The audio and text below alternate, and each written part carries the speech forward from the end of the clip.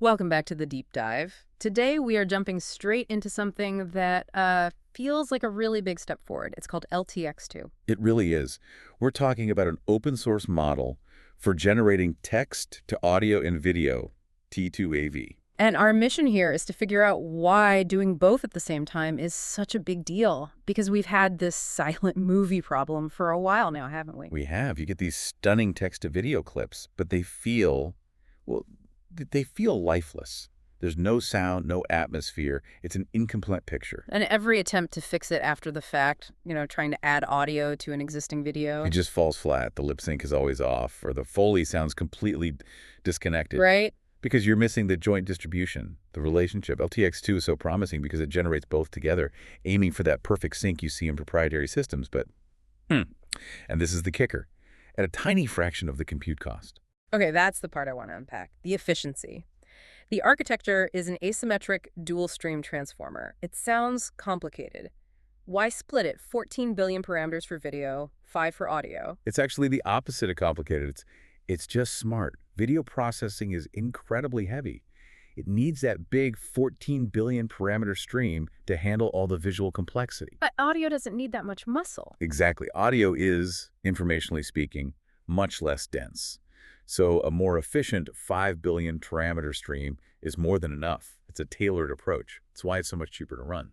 And they talk about decoupled latent representations, so separate toolboxes for audio and video. What's the advantage there? Flexibility for you, the user. It means you can generate a whole new audiovisual clip from scratch, or you can take a video you already have and just use LTX-2 to generate perfectly synchronized dialogue or sound effects for it. Ah, so it's built for real-world editing workflows from the ground up. Natively, yeah. Okay, so that's the engine. How do they actually get the timing right? How do you make sure the sound of a footstep lands exactly when the foot hits the ground? That's the digital glue. They link the two streams with constant bidirectional cross-attention.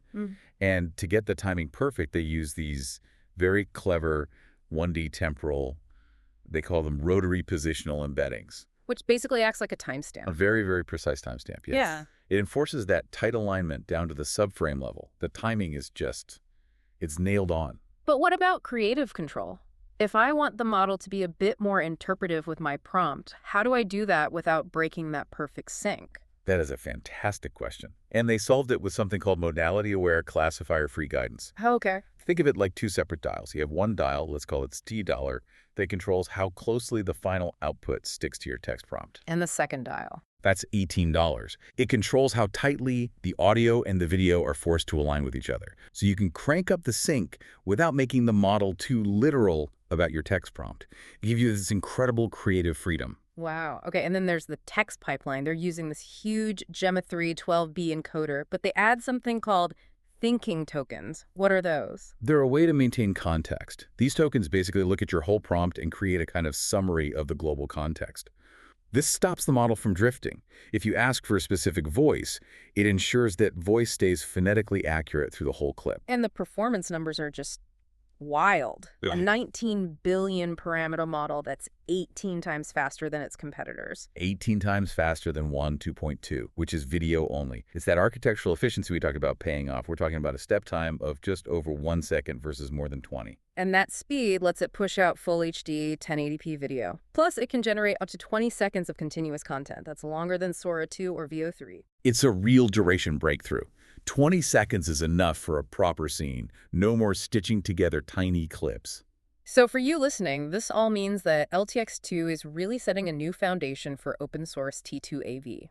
It proves you can get state-of-the-art results without a state-of-the-art budget. It does leave you with a fascinating question, though.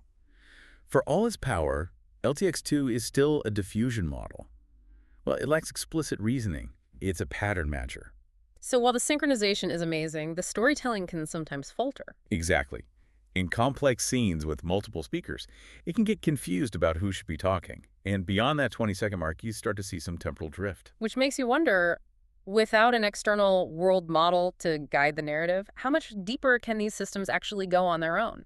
A great question. Something to think about as you start seeing the content these next-gen models create.